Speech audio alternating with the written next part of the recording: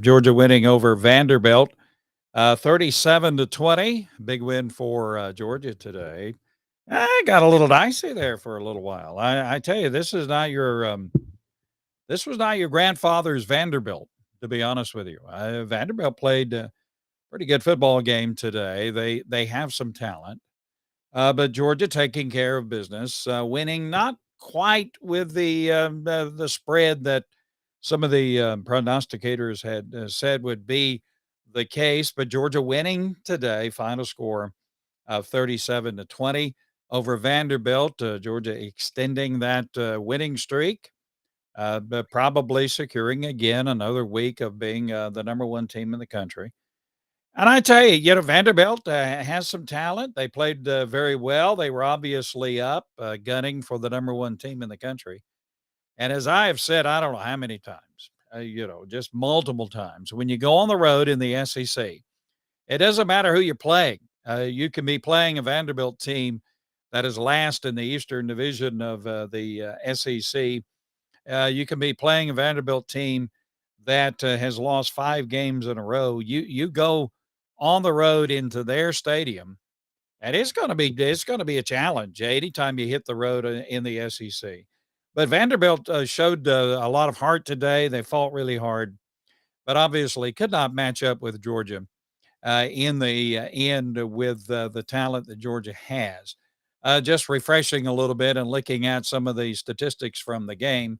Carson Beck, 29 of 39, 261 yards, one touchdown, and one just terrible interception. I don't know who he was throwing to. I don't know if that was a busted play or he just made a bad throw. But Carson had a pretty decent day. 29 of 39, 261 yards. Dejon Edwards going over 100 yards rushing, I think, for the second time in his career. 20 carries, 146 yards, and a touchdown.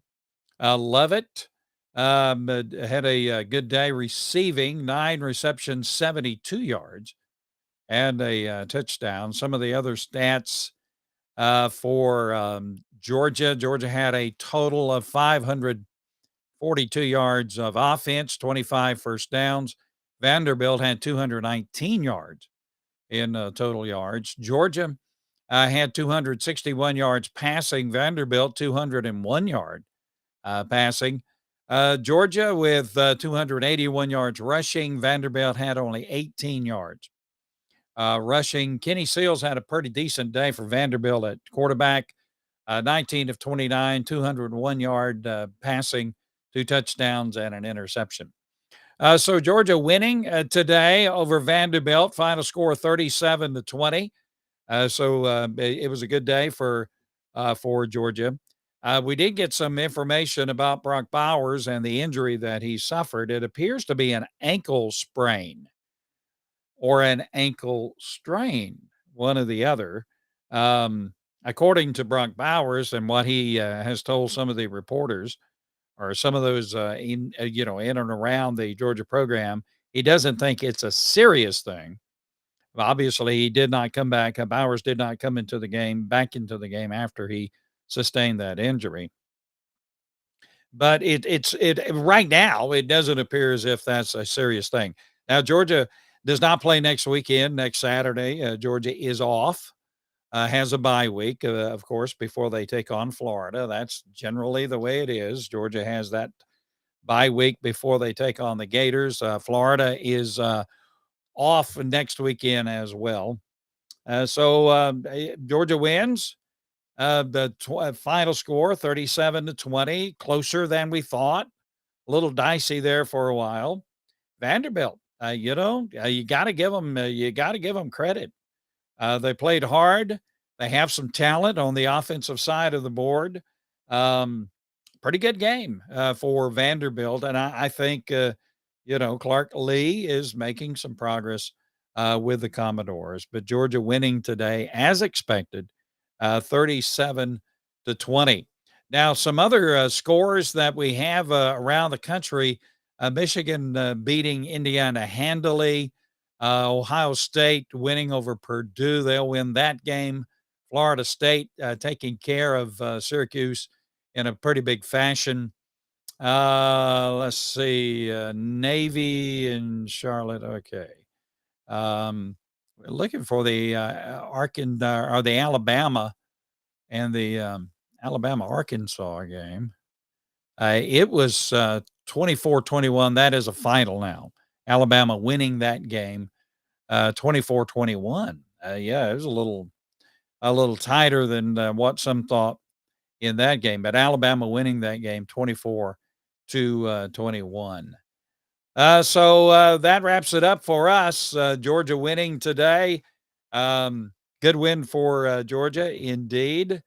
And that's true. Gene says every time Georgia plays someone, especially when they're on the road, they're going to get the best shot that the other team has, and that certainly was the case today.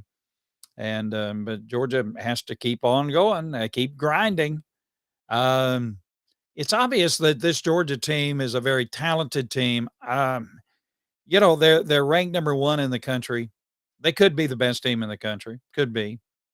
Um, but it's obvious that this team doesn't have yet the level of talent that we've seen in the past 2 years, but the potential certainly is there.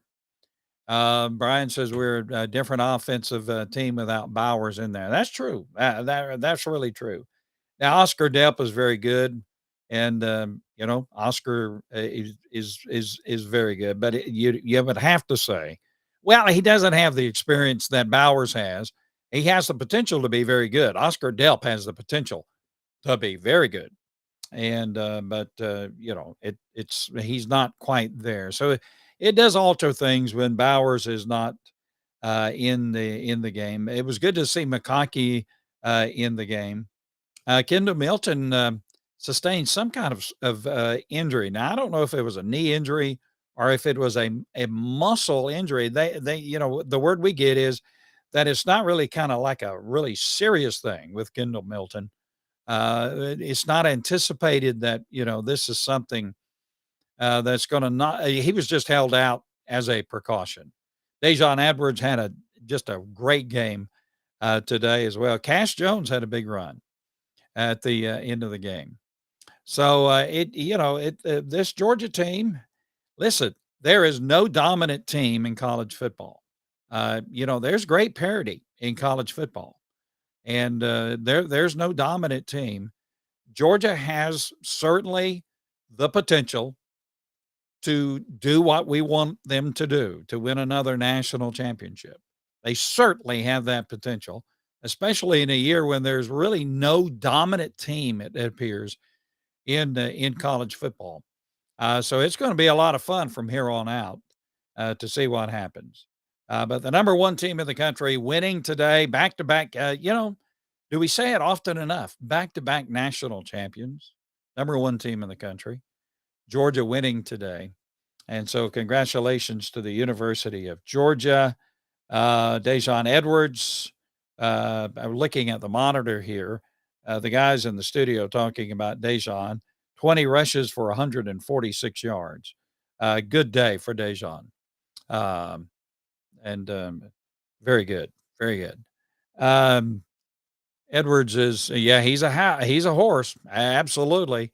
Um, and Dejon has gotten just so good as he's progressed from year after year. He's very good. So it was a good win for Georgia. Hopefully, none of the injuries are going to knock the guys out. It's a good thing we have 2 weeks off now. Georgia has 2 weeks off before they play again, so we can relax next weekend and enjoy next weekend. It's good for the Bulldogs to get this week off, get some guys healthy, of course. Hopefully, to get them healthy, and then to get back on the field and take care of that Gator team down in Jacksonville. And then after that, you have Missouri, and then you just you have Ole Miss and Tennessee. So after you anticipate Georgia beating Florida, you anticipate it. Every game's a grind apparently for Georgia. You anticipate Georgia taking care of Florida. They should be able to do that. Then you're going to run into some pretty challenging games. You have Missouri, who's having a very good year coming into Athens. Then you have Ole Miss, Then you travel to Tennessee. Those games are going to be a challenge. That's going to be a challenge for Georgia. So we're going to see. But I'm certainly glad. I'm happy very much that Georgia has some time off, and hopefully they'll be able to get some guys healthy and relax a little bit and get ready for, I guess, the second half of this schedule. I know we played, more games than halfway through, but at least to get through the balance of this regular schedule and hopefully unscathed and continue to be the number one team in the country. So Georgia wins today. Good win for the Bulldogs. They'll have some time off and go get them Bulldogs. And we'll keep an eye on how things go with our injuries. We'll have an update for you one evening this week. We invite you to join us then. Until then,